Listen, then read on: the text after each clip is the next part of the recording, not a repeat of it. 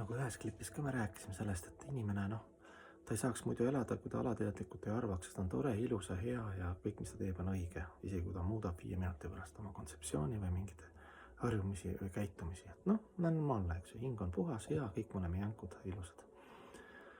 Ja siis teine aspekt sealt kohe tuleneb on see, et me usume legende.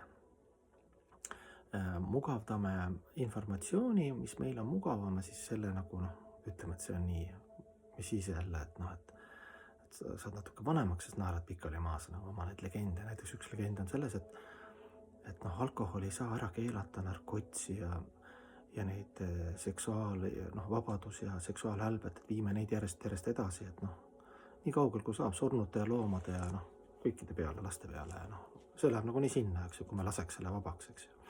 Inimene on selline, et kui tal nagu kontrolli ei ole, siis ta nagu üks, et ma proovin seda ja teist ja lõpuks kõik kannatavad, see inimene ja ühiskond ja kõik need hälbed. Ja siis üks legend on selles, et alkoholi, kui me ära keelame, narkotsi või need hälbed, et siis see on nagu valikuvabaduse piiramine, et siis me oleme õnnetumad, et siis see on nagu diktatuur.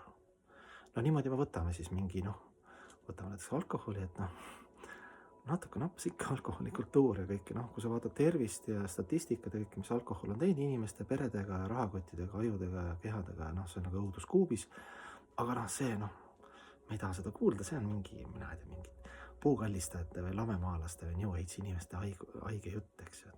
Meie elame siin ja oleme nagu jalad maa peal, eks ju. Siis Venemaal jutlustab üks, issand, tule ta nimi meeldegi, see on selline kristlane, tuntud arst, väga suure staažiga, niimoodi jutustab, et 80% inimestest, kes ta loengus on põhimõtteliselt nutavad ja lõpetavad igast alkoholi ja narkotsi ja suitsu kohe ära kuna tal on niivõrd sügav statistiline ja arstiteaduslik põhi sellel jutul. Aga me ei taha kuulda sellest, ärge rääkige lolli juttu, eks ju.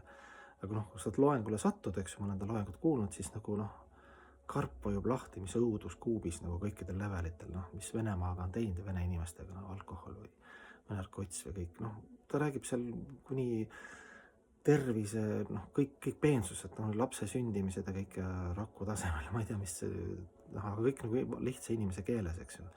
Mis legend see on see, nõnda niimoodi, et ta Venemaa selline kristlaste ja karskluse liidu president ja nii kõvalt jutlustab selline missioonitöö ja nii, et kellelgi ei ole ühtegi argumenti öelda, eks ju. Aga ärge rääkige mulle sellest, ma ei taha kuulda, mul on oma legend, eks ju. Niimoodi, see on normaalne valikuvabadus, et me usume oma legende. Ja siis üks põhilegend oli tema puhul ka see, et mille ta ümber lükkas, on see, et statistiliselt oli siis tsaari ajal ja kommunismi ajal oli mingi periood, kus oli siis, üritasid seal seda karsklust arendada, ütles, et majandus ja tervis tõusis statistiliselt. Mõlemad tsaari ajal, Vene ajal lakke. Kõik tõusis, eks ju, aga ütleme see, kes legende usud, ütleb, et ei, aga sa ei saa keelata, nii nad hakkavad puupiiritust ja mingit piiritust kuskil keldris tegema. Jaa, mingi protsent kindlasti, aga kui ära keelatakse, inimene on nii mugav, see efekt, see tervise ja suhete ja majanduslik efekt on nii võimas ja see on statistiliselt tõestatud, eks ju, ta tõestas selle ära, eks ju, kuna on Venemaal olnud kaskluse periood, nii et head legendide loomist ja uskumist ja mitte süvenemist mulle ka.